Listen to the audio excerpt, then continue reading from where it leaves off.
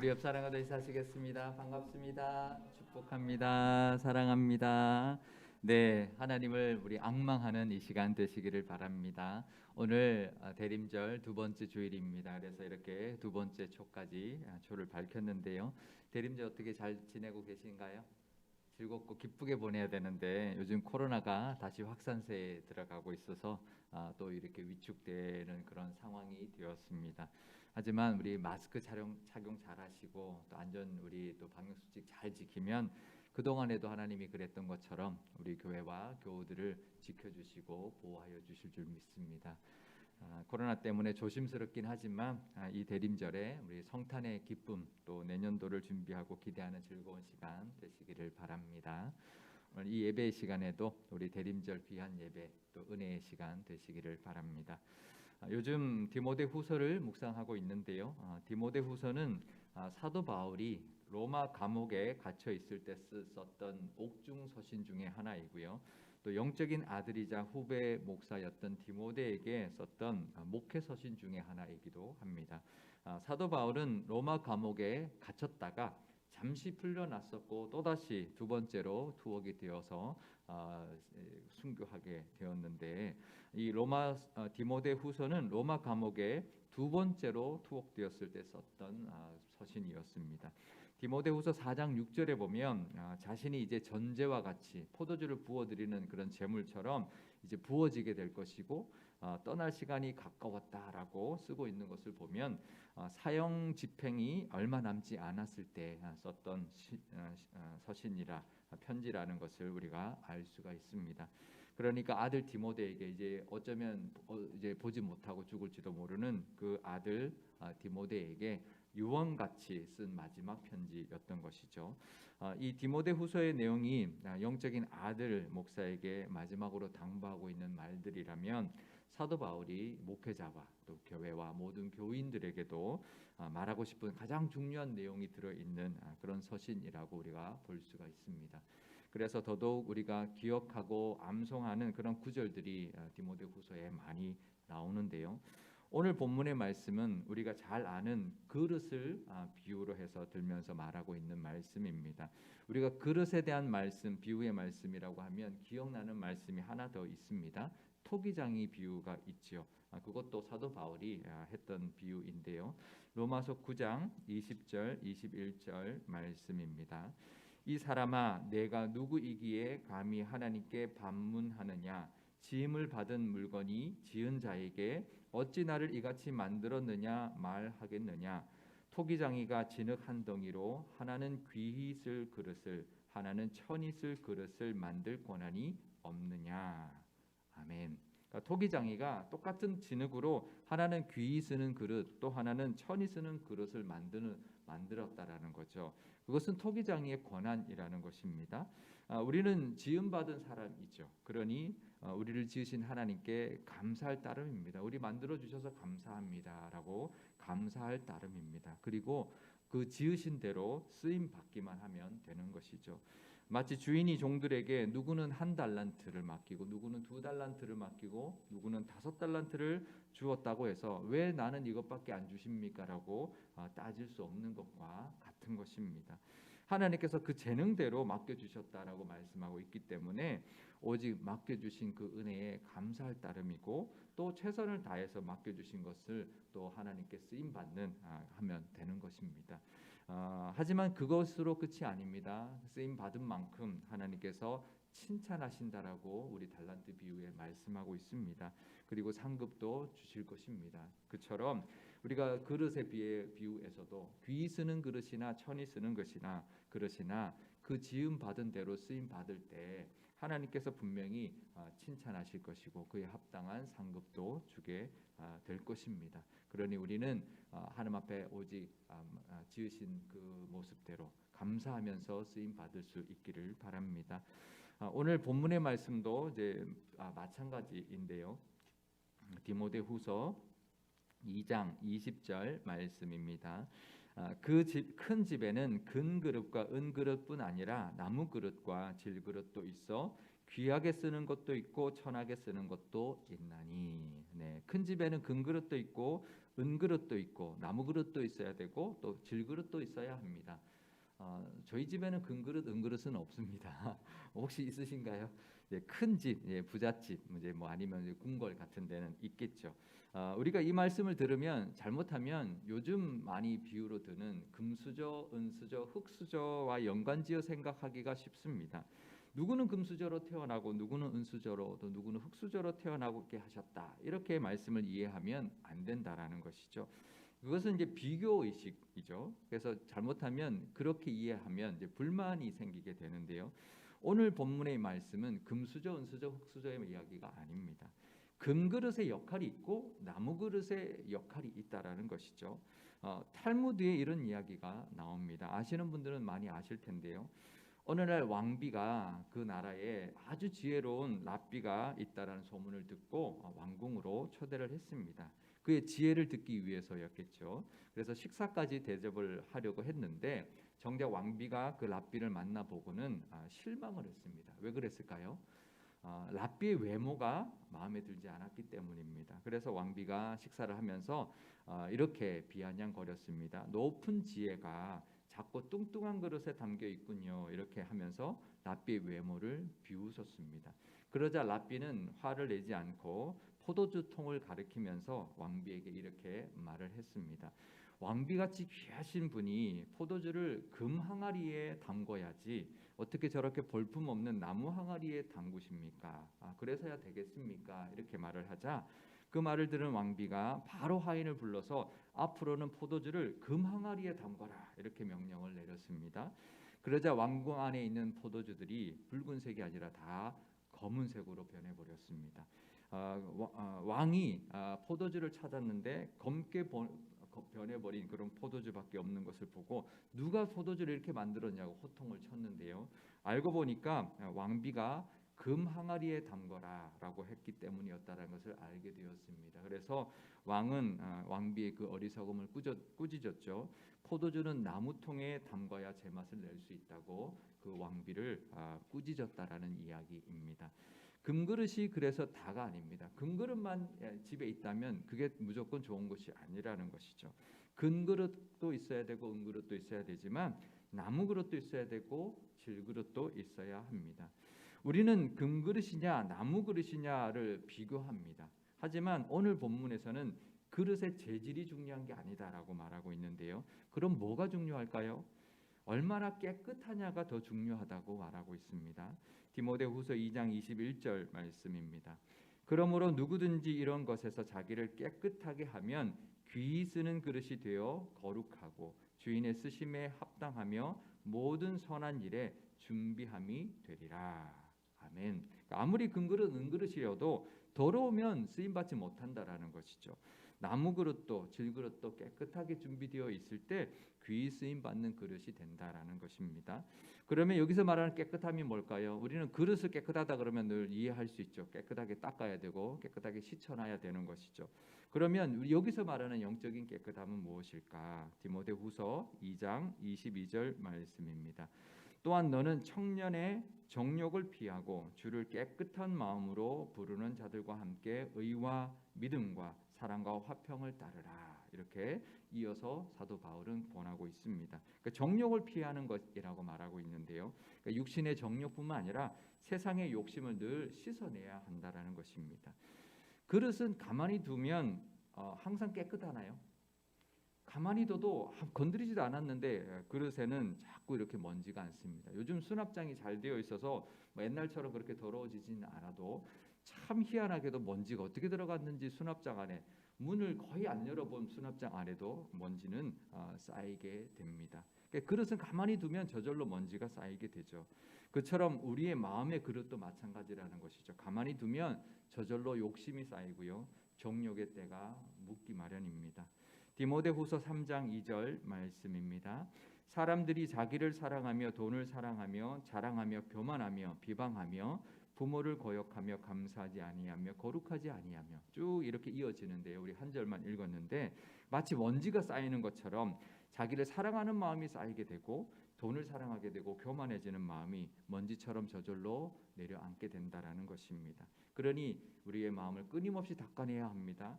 보혈로 씻어내지 않으면 안 된다라는 것이죠. 늘 그렇게 깨끗하고 정결하게 준비되어서 하나님 앞에 귀하게 쓰임 받는 그릇들 다 되시기를 바랍니다. 우리가 그릇이라고 하면요, 재질도 중요하지만 무엇을 담느냐가 더 중요할 것입니다. 우리가 만일 그릇이라고 한다면 무엇을 담아야 할까요? 우리가 그릇이다 그러면 우리 안에 무엇을 담아야 할까요? 아무리 금그릇이라고 해도 쓰레기를 담을 수도 있고요. 아무리 나무 그릇이라고 해도 보석을 담을 수도 있습니다. 금그릇이라도 쓰레기를 담으면 뭐가 될까요? 쓰레기통이죠. 아마 부잣집에는 금으로 만든 쓰레기통이 있을 수도 있을 겁니다. 아무리 나무 그릇이라도 보석을 담으면 보석함이 되는 것입니다. 세상의 것을 담으면 세상 그릇이 되고 하나님의 것을 담으면 하나님의 그릇이 될 것입니다. 우리는 무엇으로 만들어졌느냐보다 무엇을 담고 있느냐에 더 관심을 가져야 합니다. 그러니까 사람들인데 나는 금수저 음수저 이야기만 하지 내가 지금 뭘 담고 있는지는 잘 이야기하지 않습니다. 그러니까 사실 세상 사람들도 야, 난 금수저야 은수저야 흙수저야 그렇게 말하지 말고 그러면 너 금수저로 뭘 뜨고 있니? 너는 흙수저로 뭘 뜨고 있니? 그걸 물어봐야죠. 금수저로 흙덩이를 푸고 있으면 그거는 흙수저입니다. 흙을 뜨는 수저입니다. 흙수저로 금을 푸면 그거는 금을 뜨는 수저입니다. 재질이 중요한 게 아니라 뭘 뜨냐가 더 중요한 것이죠. 나중에 사람들이 말하면 그렇게 지혜롭게 가르칠 수 있기를 바랍니다. 우리가 무엇으로 만들었는지를 좌우할 수 없습니다. 그렇죠? 그건 토기장의 비유처럼 하나님의 권한입니다. 하지만 우리가 무엇을 담을 것인가는 우리가 결정할 수 있습니다. 세상의 것이 아니라 하나님의 것을 담아야 합니다. 이건 돈을 담지 말고 세상의 자리 같은 거 담지 말라는 말이 아닙니다. 하나님이 주시는 것을 담으라는 것이죠. 그러니까 돈도 담아야죠. 우리 안에 돈도 있어야 합니다. 근데 세상이 주는 돈, 내가 막 주워 담는 돈이 아니라 하나님이 주시는 돈을 담아야 합니다. 욕심으로 담는 것이 아니라 은혜로 하나님이 채워주시는 것을 담아야 합니다. 내가 막 다니면서 막 주워 담는 게 아니라 이것저것 막 주워 담는 게 아니라 하나님이 주시는 것을 담는 그릇이 되시기를 바랍니다. 하지만 그 어떤 것보다 가장 먼저 담아야 할 것 바로 복음을 담는 그릇이 되시기를 바랍니다. 빌립보서 3장 8절 9절 말씀입니다. 또한 모든 것을 해로 여김은 내 주 그리스도 예수를 아는 지식이 가장 고상하기 때문이라. 내가 그를 위하여 모든 것을 잃어버리고 배설물로 여김은 그리스도를 얻고 그 안에서 발견되려 함이니 내가 가진 의는 율법에서 난 것이 아니요 오직 그리스도를 믿음으로 말미암은 것이니 곧 믿음으로 하나님께로부터 난 의라. 아멘. 사도 바울은 세상의 것들을 다 배설물로 여긴다 말하고 있습니다. 이건 다른 말로 오늘 이 비유로 이 그릇의 비유로 빗대어 이야기한다면 세상의 것을 담는 그릇은 배설물 그릇이다 이런 뜻이겠죠. 또 이제는 예수님을 아는 지식을 가장 고상한 것으로 여긴다라고 말하는 것은 또 오늘 비유로 빗대어 이야기하면 그 말은 예수님과 복음을 담는 그릇이 가장 귀한 그릇이다라는 그런 의미일 것입니다. 세상의 것보다 예수님을 담고 복음을 담고 하나님의 말씀과 은혜를 담는 가장 고상한 그릇들 다 되시기를 바랍니다. 우리 교회가 내년도를 준비하고 있습니다. 내년도 우리 교회 표를 주님밖에는 복이 없나이다라는 그런 표로 삼고 주제 말씀을 시편 16편 2절의 말씀으로 삼기로 지난 정책당회 때 결정을 했는데요. 시편 16편 2절 말씀입니다. 내가 여호와께 아뢰되 주는 나의 주님이시오니 주밖에는 나의 복이 없다 하였나이다. 아멘. 이 표와 이 말씀으로 내년에는 하나님이 주실 회복과 은혜를 바라보며 나아가려고 합니다. 회복을 기대하려면 우리의 복은 오직 하나님 한 분밖에 없습니다라는 고백이 있어야 하기 때문인데요. 주님 한 분만 있으면 됩니다. 라는 그 마음으로 내년에 부어주실 하나님의 은혜를 바라보고 나아가실 수 있기를 바랍니다. 그러려면 우리가 그 은혜를 담을 수 있는 그릇으로 준비되어 있어야 합니다. 그릇이 준비되어 있지 않으면 은혜를 담을 수 없기 때문이죠. 내년에는 예배를 회복하고 믿음을 회복하려고 합니다. 그동안 우리 코로나 때문에 좀 소홀했던 그런 예배 생활, 믿음 생활을 다시 회복할 수 있도록 열심을 내실 수 있기를 바랍니다. 그러려면 최선을 다해 예배의 자리에 나오셔야 하고요. 기도의 자리, 말씀의 자리로 나아가야 합니다. 우리는 예배의 은혜 받고 말씀의 은혜 받는 그릇이 되어야 합니다. 그래서 그 은혜를 담는 그릇이 되어야 합니다. 말씀의 은혜를 받는 믿음의 그릇들 되시고 또 열심으로 예배마다 또 기도의 자리, 말씀의 자리로 나아가서 말씀의 은혜, 또 하나님이 부어주실 은혜, 또 그것을 통하여 하나님 주실 복도 다 담아 누리시는 그런 그릇 다 되시기를 주님의 이름으로 축원합니다. 우리가 또 그릇이라고 한다면 쓰임 받아야 합니다. 수납장에 진열만 되어 있기만 해서는 안 될 것입니다. 우리가 뭐 그런 그릇들 있죠. 잘 안 쓰는 그릇 있죠. 우리가 같은 커피잔이라도 자주 손이 가는 그런 커피잔이 있습니다. 우리가 그릇도 보면 유독 쓸 때 기분이 좋아지는 그래서 이제 그 그릇을 통해서 기쁨을 누리게 되는 그런 그릇이 있습니다. 특히 아끼고 왠지 그 그릇만 쓰면 좀 기분이 좋아지는 그릇이 있죠. 우리도 하나님께 잘 쓰임 받고 또 하나님께 기쁨이 되는 우리가 쓰임 받을 때 하나님을 기쁘시게 하는 그런 그릇이 되어야 합니다. 우리가 잘 쓰임 받는 그릇이 된다라는 것은 바로 하나님을 기쁘시게 해드리는 그릇이 된다라고 우리가 이해할 수 있는데요. 사도 바울은 디모데에게 예수님의 좋은 군사가 되어라라고 당부하고 있습니다. 디모데후서 2장 4절 말씀입니다. 병사로 복무하는 자는 자기 생활에 얽매이는 자가 하나도 없나니 이는 병사로 모집한 자를 기쁘게 하려 함이라. 아멘. 그러니까 군사는 모집한 자를 기쁘게 해야 된다고 말하고 있는데요. 우리가 하나님이 주실 은혜를 누리기 위해서는 하나님을 기쁘시게 해드리는 그릇이 되어야 합니다. 그러니까 우리가 하나님의 은혜를 받으려면 우리가 먼저 하나님께 기쁨이 되어야 우리도 그 하나님의 은혜를 받을 수 있다라는 것이죠. 그릇은 나를 위해 쓰임 받는 게 아닙니다. 그릇이 자신을 위해 쓰임 받는 그릇이 어디 있나요? 주인을 위해 쓰임 받는 것이죠.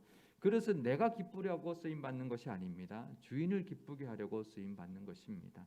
우리도 귀히 쓰임 받는 깨끗한 그릇 되셔서 은혜도 담아내시고 또 복음도 전하는 데 쓰임 받는 그릇들 되시기를 바랍니다. 또 그럴 때 하나님을 기쁘시게 할 것이고 또 그에 합당한 복도 우리가 누리게 될 것입니다. 내년을 준비하고 있습니다. 우리 교회는 늘 일꾼이 필요합니다. 내년에는 하나님의 나라와 교회를 위하여 쓰임 받는 그릇 되실 수 있기를 바랍니다. 오늘 우리 주보에 봉사 사역 신청서 같이 이제 껴서 드렸는데요. 우리 찬양대도 오늘 우리 찬양대도 보시면 많아 보이지만 이렇게 파트별로 보면 더 있으면 좋겠다라고 하는 파트들이 있습니다. 그러니까 우리 예배 열심히 은혜를 받고 싶으면 더 열심히 찬양대도 함께 하시고 또 함께 또 이렇게 봉사도 하시고 또 우리 더 은혜 받으시면 또 교회 학교 교사도 하시고 그렇게 열심을 내셔서 그런 봉사를 하실 때 또 하나님의 은혜를 더 담아내고 하나님을 또 기쁘시게 해드릴 수 있는 것입니다. 작은 봉사도 상관없습니다. 하나님께 쓰임 받음으로 쓰임 받는 그릇의 복을 우리가 누리시기를 바랍니다. 그릇은 쓰임 받기만 하는 것이 아니라 그릇에 복이 있습니다. 하나님을 기쁘시게 함으로써 그릇의 복을 다 받아 누리는 우리 교우들이 되시기를 바랍니다. 귀한 것을 담을 때 그릇은 복된 그릇이 되고요. 주인이 기뻐할 때 그 그릇도 그 자리에서 주인이 기뻐하는 그 자리에서 함께 기쁨을 누리게 됩니다. 대림절인데요. 예수님이 이 땅에 오신 은혜를 담는 그릇 이 대림절에 되시기를 바라고 내년도에 하나님이 주실 은혜를 담아낼 준비가 되어 있는 그릇들 되시기를 바랍니다. 그래서 하나님께 쓰임 받으실 뿐만 아니라 또 하나님께도 기쁨이 되고 또 사람들에게도 칭송받고 나도 기쁨을 누리는 복되고 그릇 같은 은혜가 가득하시기를 주님의 이름으로 축원드립니다. 기도하시겠습니다. 우리를 귀히 쓰는 그릇 삼아 주시는 하나님 아버지, 우리는 때로는 금 그릇이냐 은 그릇이냐 나무 그릇이냐 질 그릇이냐에 더 관심을 가질 때가 있습니다.